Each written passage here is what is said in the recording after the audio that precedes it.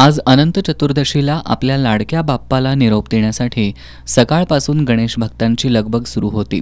सकाळी 10 वाजल्यापासून घरगुती गणपती दुचाकीवरून तर सार्वजनिक मंडळाचे गणपती आकर्षक अशी सजावट केलेल्या ट्रॅक्टरमधून पारंपरिक वाद्यांच्या गजरात इराणी खणीकडे जात होते।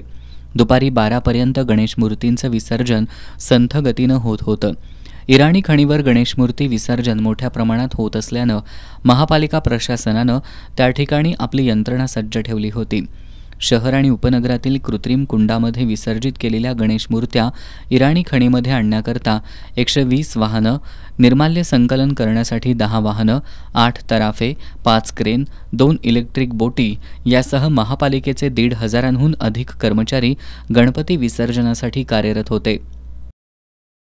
आज सकाळी 10 वाजल्यापासून कोल्हापूर महानगरपालिकेच्या वतीने इराणी खण येथे पर्यावरणपूरक गणेश विसर्जन सुरू आहे। 10 वाजल्यापासून आता 7:20 साधारणतः 1600 मूर्तींचं पर्यावरणपूरक विसर्जन करण्यात आले आहे।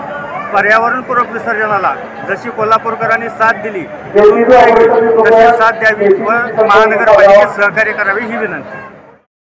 दरम्यान सायंकाळी 7:30 पर्यंत घरगुती आणि सार्वजनिक मंडळांचे मिळून 1600हून अधिक गणेश मूर्तींचं विसर्जन करण्यात आलं होतं। कोल्हापूर शहरात रात्री उशिरापर्यंत विसर्जन मिरवणूक सुरू होती।